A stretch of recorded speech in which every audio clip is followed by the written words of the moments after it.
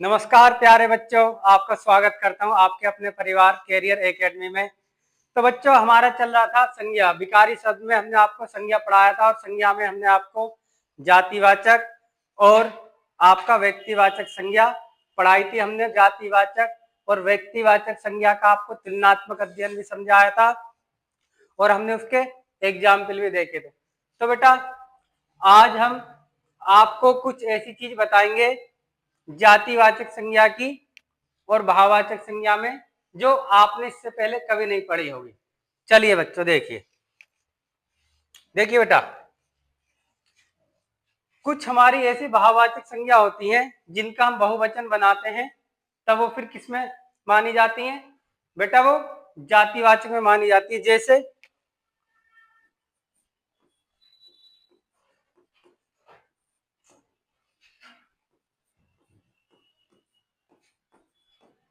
जैसे बेटा मैंने लिखा जवानी जवानियां, जैसे मैंने लिखा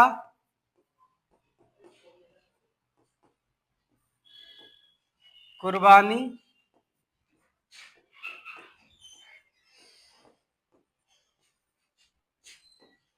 कुर्बानियां। अब बेटा देखिए, होता क्या है, जब हम किसी भाववाचक संज्ञा का बहुवचन बनाते हैं तो फिर वो भाववाचक ना कह के हम उन्हें क्या कहते हैं? हम उन्हें जातिवाचक संज्ञा कहते हैं। जैसे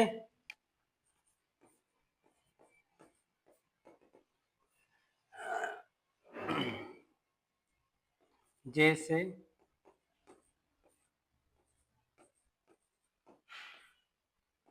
हमारे देश के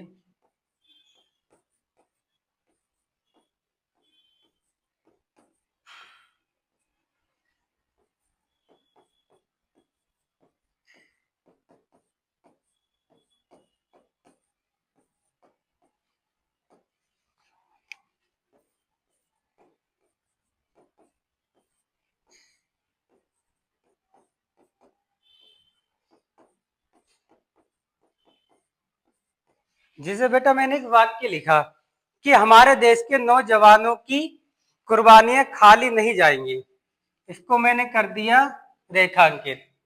तो एग्जामिनर आपसे पूछेगा कि रेखांकित पद में पद परिचय दीजिए।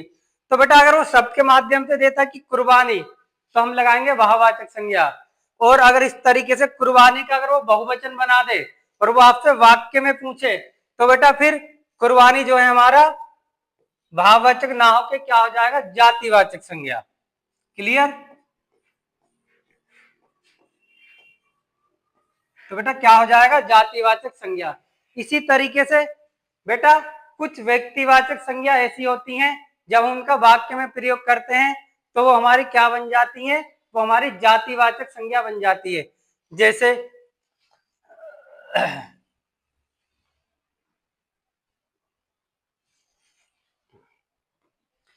जैसे बेटा मैंने लिखा राम ने रावण को मारा। ठीक है बेटा, एक वाक्य तो मैंने ये लिख दिया। क्लियर? एक वाक्य मैंने लिखा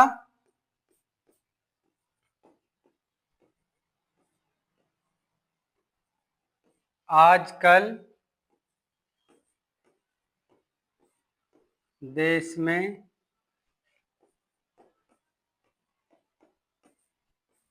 रावणों की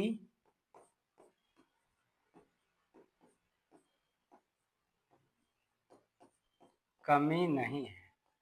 अब बेटा देखिए, इसको मैंने रेखांकित कर दिया और इसको कर दिया। तो बेटा देखिए, राम ने रावण को मारा, यहाँ पे किस रावण की बात हो रही है? यहाँ पर बात हो रही है रामायण वाले रावण की। तो केवल एक ही है, तो बेटा रावण हमारा क्या हो जाएगा?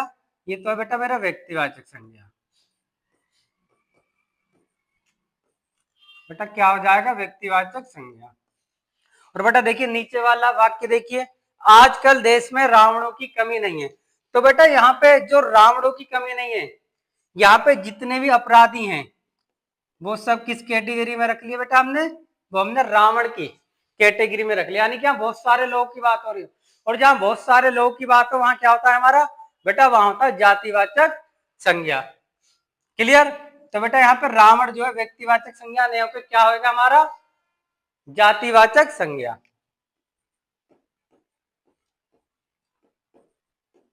जातिवाचक संज्ञा। ठीक है बेटा, चलिए बेटा आगे चलते हैं, कुछ और एग्जाम्पल लेते हैं। देखिए मैं एक वाक्य लिखता हूं आपके सामने।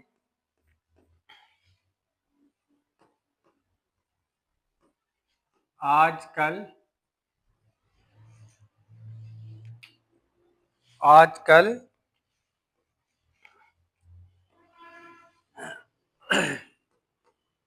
की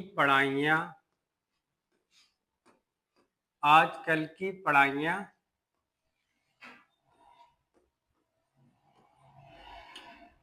बहुत महंगी हो गई है।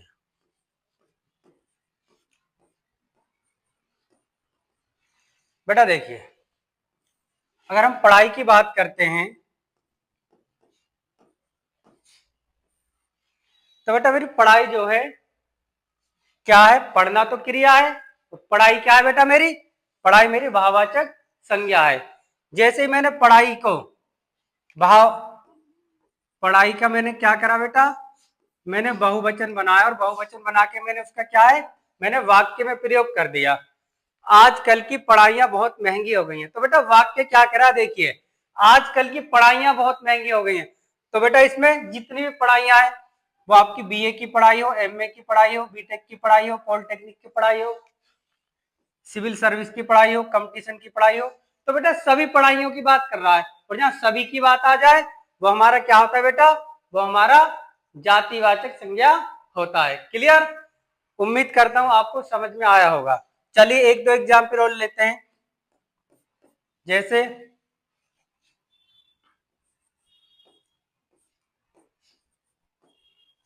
जैसे बेटा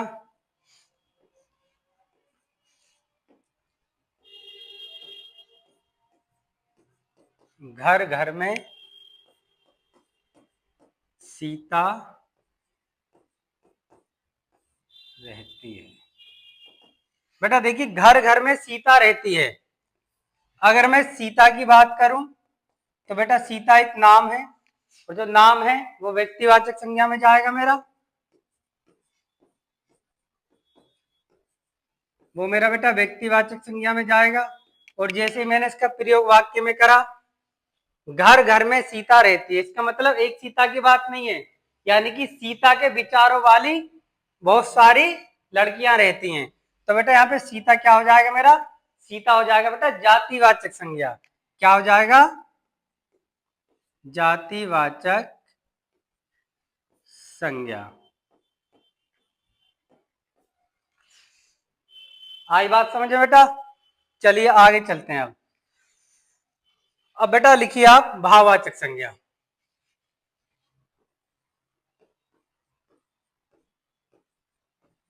भाववाचक संज्ञा। बेटा देखिए भाववाचक संज्ञा कहिए या एदिरस्य संज्ञा कहिए,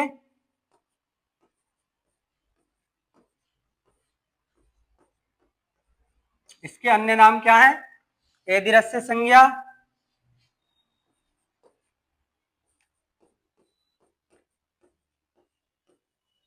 ए वास्तविक संज्ञा या अमूर्त संज्ञा, या अमूर्त संज्ञा।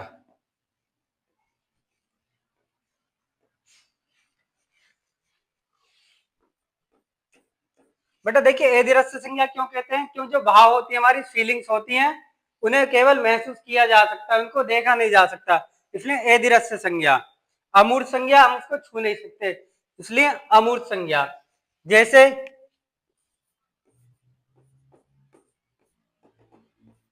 दुख,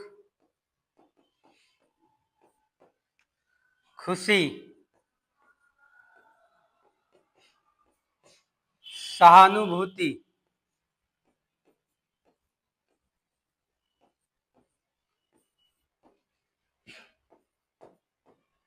दया, प्यार, इश्क,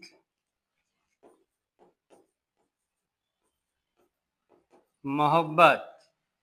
क्लियर बेटा? अब देखिए इससे अलग हम और बताते हैं अभी आपको, और एग्जाम्पल देखिए इसके। बेटा देखिए जितनी भी हमारी मेजरमेंट यानी कि मापन वाली होती हैं चीजें, जैसे मैंने लिखा लंबाई, चौड़ाई,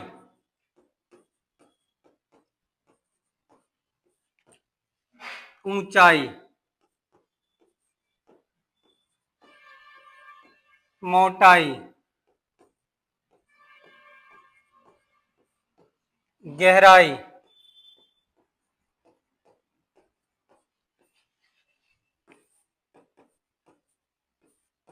तो बेटा वो सब किस में जाएंगी? वो बेटा हमारी भाववाचक संज्ञा में जाएंगी। क्लियर? इसी तरीके से जैसे हमारी अवस्थाएं होती हैं, अगर हमारी अवस्था है जैसे बचपन,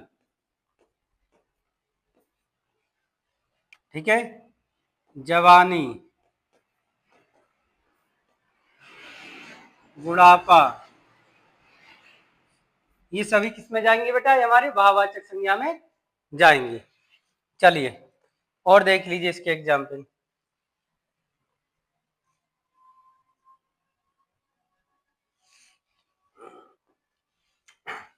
हरियाली,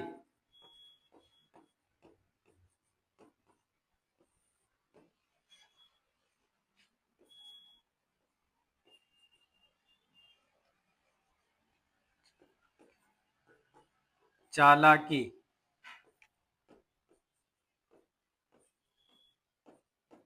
बहादुरी,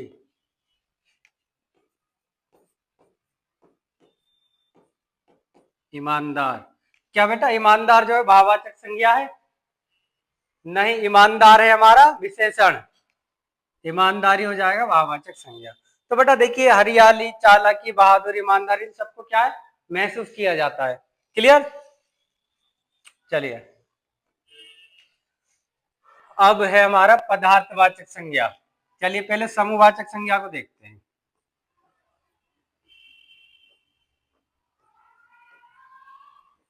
समूहवाचक संज्ञा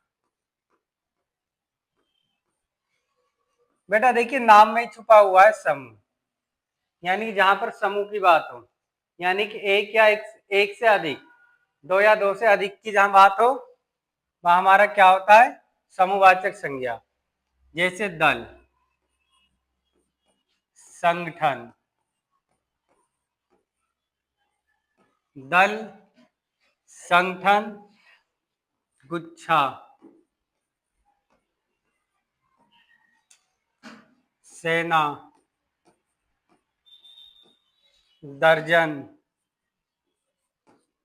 ठीक है, आदि। क्लियर बेटा? तो ये हमारे सब क्या है? समूहवाचक संज्ञा के उदाहरण है। द्रव्यवाचक संज्ञा को और देखिए। द्रव्यवाचक संज्ञा या पदार्थवाचक संज्ञा या पदार्थवाचक संज्ञा। बेटा देखिए पदार्थवाचक संज्ञा, देखिए दूसरे शब्दों में समझते हैं हम इसको।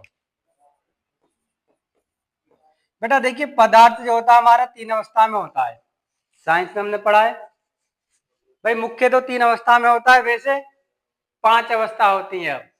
तो वो तीन अवस्थाएं क्या क्या है? ठोस, द्रव और गैस। तो बेटा पदार्थ की मुख्य तीन अवस्थाएं होती हैं, वैसे तो पांच होती हैं, चौथी प्लाज्मा होती है और पांचवी आइंस्टीन बॉस होती है। क्लियर? अब बेटा देखिए पढ़ तो रहे हैं हम हिंदी संज्ञा और कहा फिजिक्स पे आ गए, तो बेटा इसको फिजिक्स की लैंग्वेज में समझते हैं। पदार्थ की तीन अवस्थाएं होती है, ठोस, द्रव, गैस। अब बेटा देखिए जितना भी ठोस है हमारा, जितना भी ठोस मेटेरियल है वो किसमें जाएगा? सब हमारा पदार्थवाचक में या द्रव्यवाचक में। जैसे ठोस में मैंने ले लिया अन्न। अब बेटा देखिए जितना भी अन्न है गेहूं, चावल, मक्का, बाजरा, ये सब किस में चली जाएंगे बेटा? ये सब हमारी पदार्थवाचक या द्रव्यवाचक में जाएंगे। द्रव, अब बेटा देखिए द्रव में आपका जैसे पानी, तेल, दूध, ठीक है, आदि। इसी तरीके से गैस बेटा जैसे हमारी ऑक्सीजन, अमोनियम, जितनी भी गैसें हैं सब किस में जाएंगे बेटा? वो सभी की सभी हमारे द्रव्यवाचक या पदार्थवाचक में जाएंगे। क्लियर? अब बेटा देखिए हमने आपको बताया था कि व्युत्पत्ति के आधार पर हमारी संख्या 3 होती है। क्लियर? और मूल रूप में संख्या 2 होती है। 2 में हमने आपको बताया था यथार्थवाचक और आपका भाववाचक संज्ञा। तो बेटा देखिए जो हमारी व्युत्पत्ति के आधार पर जो 3 होती थी, कौन कौन सी होती थी? जातिवाचक, व्यक्तिवाचक और भाववाचक। बाकी बेटा जो हमारी समूहवाचक है और ये द्रव्यवाचक जो है हमारी, ये बेटा कहीं ना कहीं जातिवाचक और व्यक्तिवाचक से ही निकली हैं। जैसे मैंने लिखा चावल, तो बेटा चावल क्या है? चावल हमारा एक तरीके से जातिवाचक होना चाहिए। भाई चावल तो बहुत तरीके के होते हैं, भाई चावल क्या है मेरा? एक तरीके से जातिवाचक संज्ञा होना चाहिए, लेकिन हमने आपको बताया क्या है? हमारा पदार्थवाचक संज्ञा है। क्लियर? अगर बेटा ऑप्शन में आपका पदार्थवाचक या द्रव्यवाचक नहीं है और जातिवाचक है तो बेटा जातिवाचक संज्ञा माना जाएगा। क्लियर? तो बेटा जातिवाचक संज्ञा होगा हमारा क्या? चावल, क्योंकि बेटा चावल में तो बहुत सारी ब्रांड आती हैं, सुगंधा, वनस्पति, पीटन, ये सब किस में चली जाएंगी? ये बेटा सब हमारे व्यक्तिवाचक में चली जाएंगी।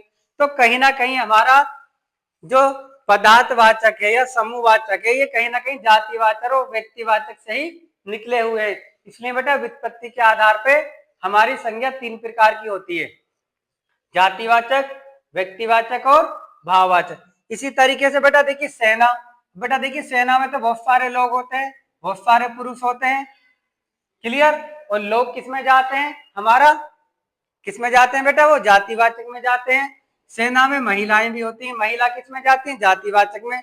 लेकिन बेटा ये क्या है? उस जातिवाचक में जो महिलाएं हैं उनका एक ग्रुप बना दिया, जो पुरुष है उनका एक ग्रुप बना दिया।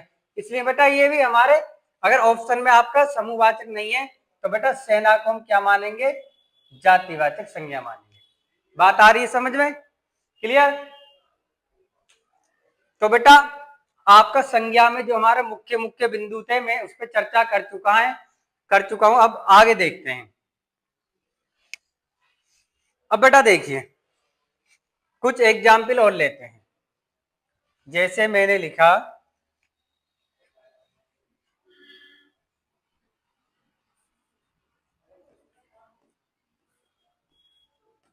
चाचा नेहरू, चाचा नेहरू, एक मिनट रुकिए बेटा, नेहरू को हटाइए। अब लिखिए चाचा बच्चों के बहुत प्यारे थे। ठीक है? और देखिए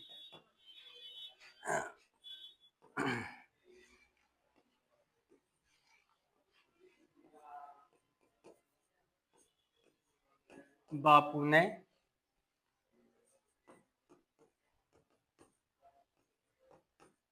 अंग्रेजों से लड़ाई लड़ी।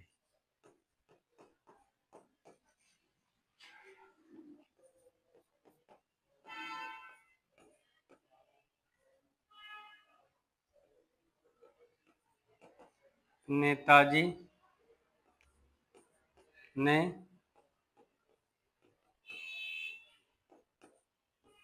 अंग्रेजों से लोहा लिया। लोहा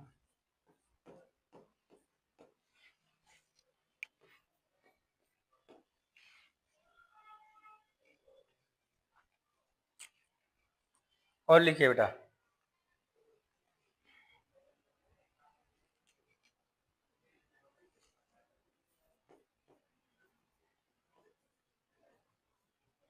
आजकल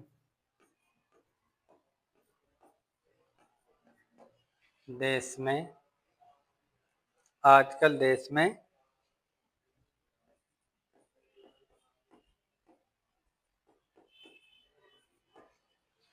सीताओं की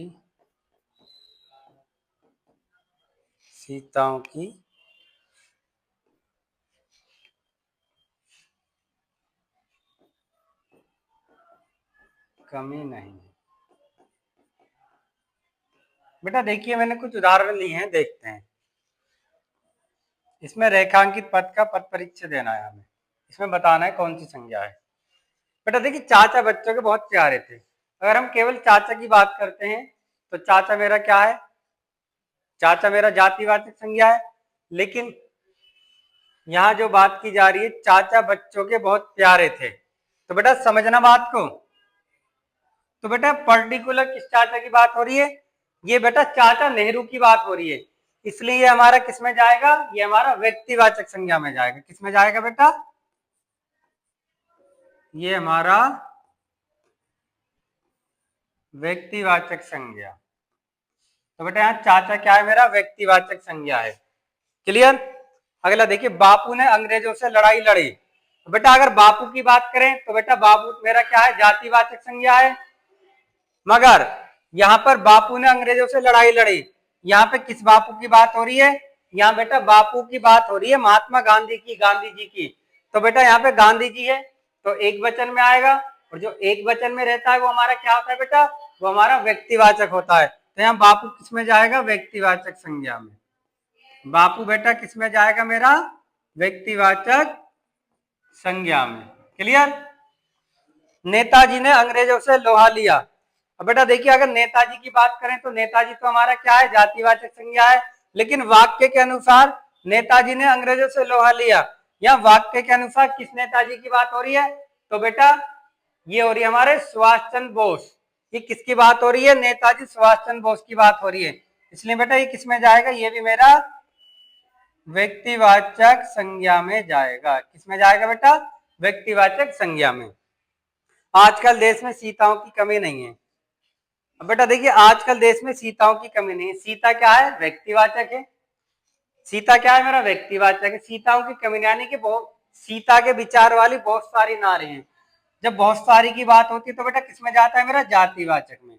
तो बेटा ये मेरा किसमें जाएगा, ये जाएगा मेरा जातिवाचक संज्ञा में। क्लियर बेटा। आशा करता हूं आप लोगों को समझ में आ गई होगी संज्ञा की संज्ञा जातिवाचक संज्ञा से व्यक्तिवाचक कब होती है, व्यक्तिवाचक से जातिवाचक कब होती है, भाववाचक से जातिवाचक कब होती है, और समूहवाचक हो, अगर ऑप्शन में समूहवाचक ना हो तो वो किस में जाती है, तो जातिवाचक में या फिर हमारा व्यक्तिवाचक में। क्लियर। तो बेटा आज की क्लास को यहीं पे समाप्त करते हैं, कल मिलते हैं। अभी बेटा आपका संज्ञा समाप्त नहीं हुआ है, अब इसमें बहुत सारी चीजें बची हैं। अभी हमें संज्ञा का परिवर्तन रूप यानी जातिवाचक से भाववाचक, व्यक्तिवाचक से भाववाचक, क्रिया से भाववाचक, ये किस तरीके से इनमें परिवर्तन होता है इस पे हम कल चर्चा करेंगे। आज की क्लास के लिए इतना ही, क्लास को यहीं पे समाप्त करते हैं। ठीक है, ओके बाय।